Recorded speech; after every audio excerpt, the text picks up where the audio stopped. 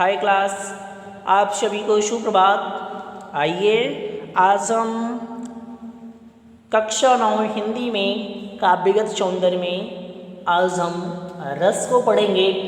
पिछले पार्ट में हमने जो रस का उसमें आपको हमने कई चीज़ों के बारे में बताया था, जिसमें रस की परिभाषा को हमने बताया था, है ना। अस्थाई भाव, विभाव, अनुभाव, संचारी भाव, इन सभी चीज़ों के बारे में हमने पिछले पार्ट में, पिछले वीडियो में मैंने आपको सेंड किया था, बताया था। आज हम आपका चैप्टर स्टार्ट कर रहे हैं, जिसमें पाठ्यक्रम में जो आपको पढ़ना है उन चीज़ों के बारे में आज हम आपको बताएंगे। जिसमें आज हम पढ़ेंगे रस के बारे में, जिसमें हमारा पहला टॉपिक है श्रृंगार रस।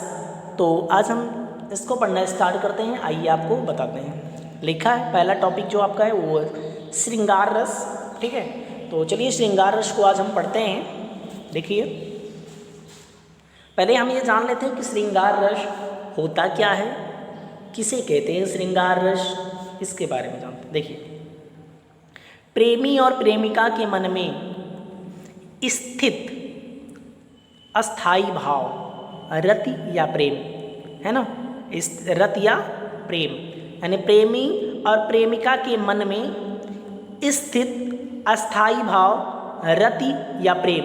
हमने बताया था आपको अस्थाई भाव में श्रृंगार रस का जो अस्थाई भाव होता है वो रति और प्रेम होता है, से उत्पन्न आनंद को श्रृंगार रस कहा जाता है। यानी प्रेमी और प्रेमिका के मन में स्थित भाव जो होता है रति और, है ना, यानी प्रेमी और प्रेमिका के मिलने पर, है ना, उस समय उनके मन में अस्थाई भाव जो जागता है, रति या प्रेम नामक अस्थाई भाव जो बात जागता है, उसी को कहा जाता है श्रृंगार रस, ठीक है। उसी को श्रृंगार रस कहा जाता है। श्रृंगार रस के 4 अवयव होते हैं। कितनी? 4 अवयव होते हैं। पहला तो होता है अस्थाई भाव। अस्थाई भाव में इसका अस्थाई भाव जो है श्रृंगार रस का वो रति और प्रेम होता है।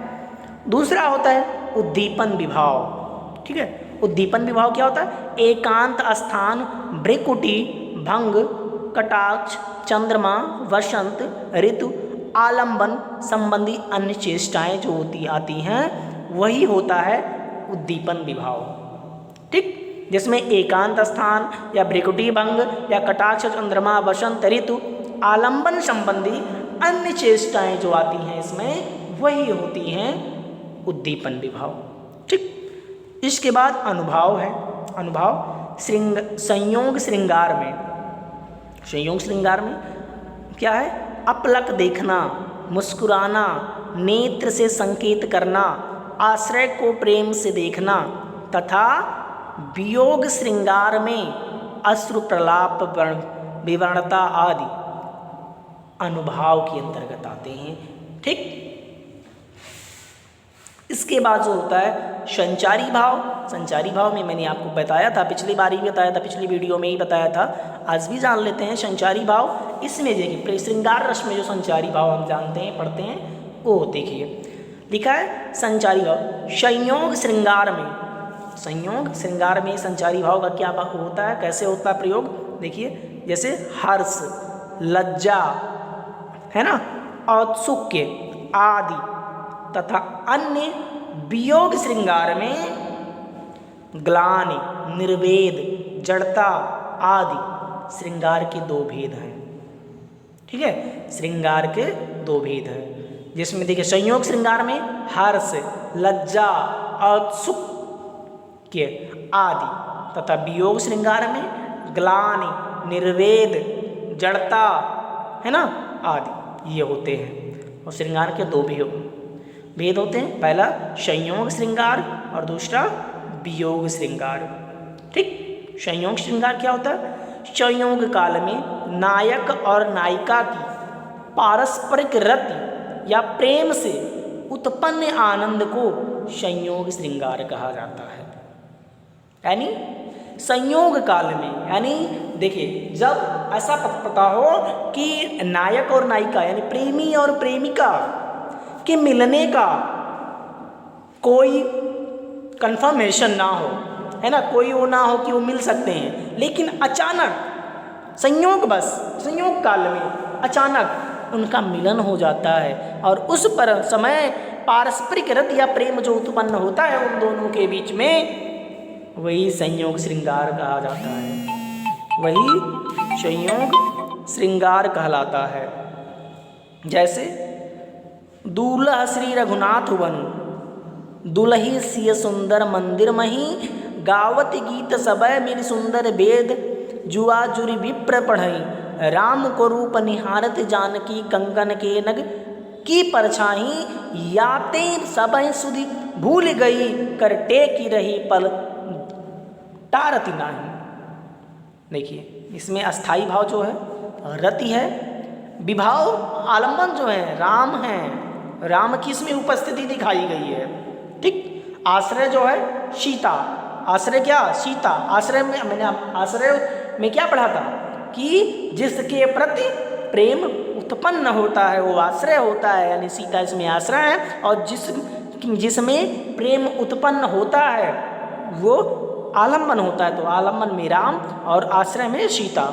ठीक, यानी राम का सीता के प्रति इसमें प्रेम उत्पन्न हुआ, तो यानी राम इसमें आलम्बन हुए और सीता आश्रय हुई।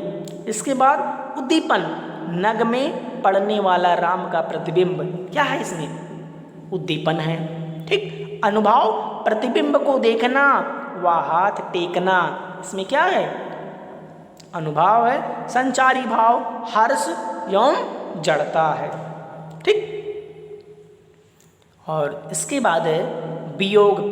वियोग क्या है, विप्रलभन यानी वियोग श्रृंगार देखते हैं क्या, जहाँ एक दूसरे को प्रेम करने वाले नायक और नायिका के वियोग का वर्णन हो। ठीक है, जहाँ प्रेमी और प्रेमिका के मिलने नहीं बल्कि बिछड़ने का बात हो। ठीक है, बिछड़ने का वर्णन हो कि अब वो एक दूसरे से बिछड़ रहे हो, इसके बाद वो दूसरे से नहीं मिलेंगे, ऐसा जब वर्णन होता है तो वहाँ पर वियोग श्रृंगार होता है। जैसे रे मन आज परीक्षा तेरी सब अपना सौभाग्य बनावे दरस परस बिन निश्रेयस पावे उद्धारक चाहे तो आवे यही रहे यह चेरी।